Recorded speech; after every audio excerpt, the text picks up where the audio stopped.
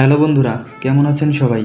Hollywood মুভিতে আপনারা অনেকবার দেখেছেন আকাশে বিমান চলার সময় কখনো কখনো ভয়ঙ্কর তুফান চলে আসে, আবার কখনো কখনো ইঞ্জিন বন্ধ হয়ে যায় বা যান্ত্রিক ত্রুটি দেখা যায়। যখন এমনটি ঘটে তখন শুধু পাইলটের দক্ষতাই কাজে আসে। পাইলটের দক্ষতার কারণে কোনো প্রকার অঘটন ছাড়াই বিমান অবতরণ করানো সম্ভব হয়। শুধু মুভিতেই নয়, বাস্তবেও এমনটা ঘটে। 0.2 আপনাদেরকে এমন কিছু ভয়ানক ল্যান্ডিং সম্পর্কে বলতে যাচ্ছে যা দেখে আপনিও অবাক হতে বাধ্য হবেন। ভিডিওটা শুরু করার আগে আপনাদের কাছে ছোট্ট একটা রিকোয়েস্ট থাকবে, সবাই আমার চ্যানেলকে সাবস্ক্রাইব করবেন আর নতুন নতুন আপডেট ভিডিও দেখার জন্য পাশে থাকা বেল আইকনটি বাজিয়ে দিবেন। তো চলুন বন্ধুরা, শুরু করা যাক। আপনারা জেনে অবাক হবেন যে একটি ছোট্ট পাখিও বিশাল এক প্লেন ক্র্যাশের কারণ হতে পারে। 2009 সালে ইউএস এয়ারওয়েজ এয়ারবাস A320 এর সাথে এমন কিছুই ঘটেছিল। নিউ ইয়র্ক থেকে উড্ডয়নের 1 মিনিট পরে পাখির ঝাঁকের সাথে বিমানটির একটি পাখার সংঘর্ষ হয়, যার ফলে বিমানের পাখা থেকে আগুন বের হতে থাকে। সাথে সাথে ক্যাপ্টেন কন্ট্রোল রুমে মেসেজ দিয়ে বলেন যে বিমানটি ঘুরে গিয়ে এয়ারপোর্টে অবতরণ করবে, কিন্তু ক্যাপ্টেন বুঝতে পারল বিমান আর ঘুরতে পারবে না, এমনকি বেশিক্ষণ উড়তেও পারবে না। 150 জন যাত্রীসহ ক্যাপ্টেন বিমানটিকে হাডসন নদীতে ক্র্যাশ ল্যান্ডিং করান। এই ল্যান্ডিংয়ে বিমানটির ক্ষতি হয়েছিল ঠিকই, কিন্তু কোনো যাত্রীরই প্রাণ হারাতে হয়নি। আপনি কি কখনো রোলার কোস্টারে চড়েছেন? যদি চড়ে থাকেন তাহলে তো এক রোমাঞ্চকর ও ভয়াবহ অনুভূতি সম্পর্কে ধারণা আছে, কিন্তু যদি আকাশের বিমানটি রোলার কোস্টার হয়ে যায় তাহলে কেমন হবে? হ্যাঁ, এমন ঘটনাই ঘটেছিল 1988 সালে। মাটি থেকে বিমানটি ছিল প্রায় 70,000 ফিট উপরে। তখন বোয়িং 737 বিমান থেকে হঠাৎ করে ছাদ উড়ে যায়।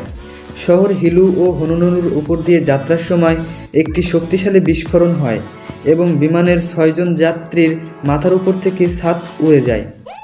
তাদের জন্য বিমানটি তখন 150 কিলোমিটার বেগের রোলার কোস্টারে পরিণত হয়, যার তাপমাত্রা ছিল -45 ডিগ্রি সেলসিয়াস।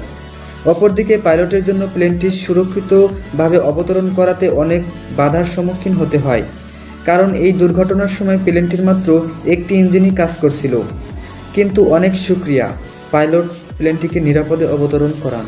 আমরা সবাই ব্রিজে ঘুরতে ও মজা করতে যাই, কিন্তু ক্যারিবিয়ান আইল্যান্ডে সেন্ট মার্টিনের মাহু বিচে লোকজন শুধু বিমানের ল্যান্ডিং দেখতে যায়, কারণ ল্যান্ডিংটি মানুষের ঠিক মাথার উপর দিয়ে হয়।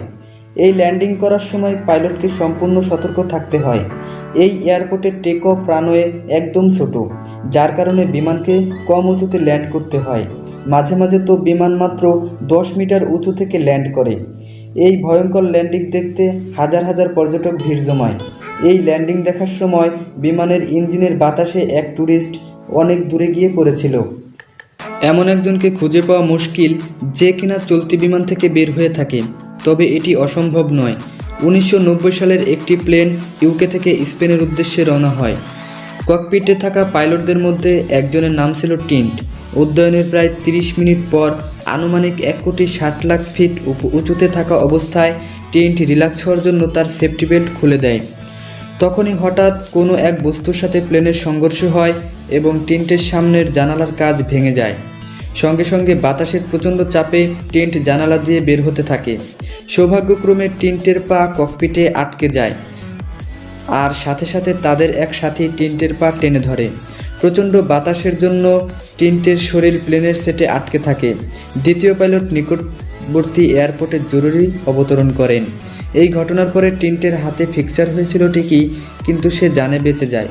পরবর্তীতে অনুসন্ধান করে জানা যায় এই ঘটনাটি ঘটেছিল শুধু ভুল স্ক্রু লাগানোর জন্য।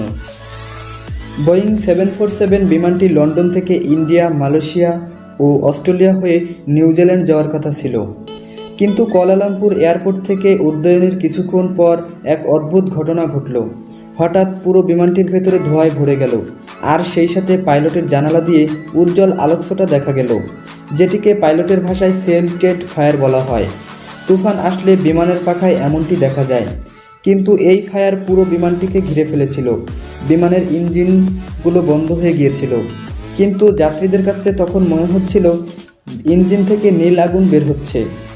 যাত্রীরা মনে করছিল তখনই তারা মরে যাবে, কিন্তু খুব একটি চমৎকার ঘটনা ঘটল। বিমানের সবগুলো ইঞ্জিন ঠিক হয়ে গেল, তারপর ফ্লাইট ক্যাপ্টেন বিমানটিকে ঘুরিয়ে জাকার্তা এয়ারপোর্টে নিরাপদে অবতরণ করেন। এই 5টি ল্যান্ডিংয়ের মধ্যে কোন ল্যান্ডিংটি সবচেয়ে ভয়ানক বলে মনে হয়েছে তা কমেন্টে জানাতে ভুলবেন না। যদি ভিডিওটা ভালো লাগে তাহলে লাইক করবেন এবং শেয়ার করে বন্ধুদের দেখার সুযোগ করে দিবেন। ভিডিওটা দেখার জন্য সবাইকে ধন্যবাদ।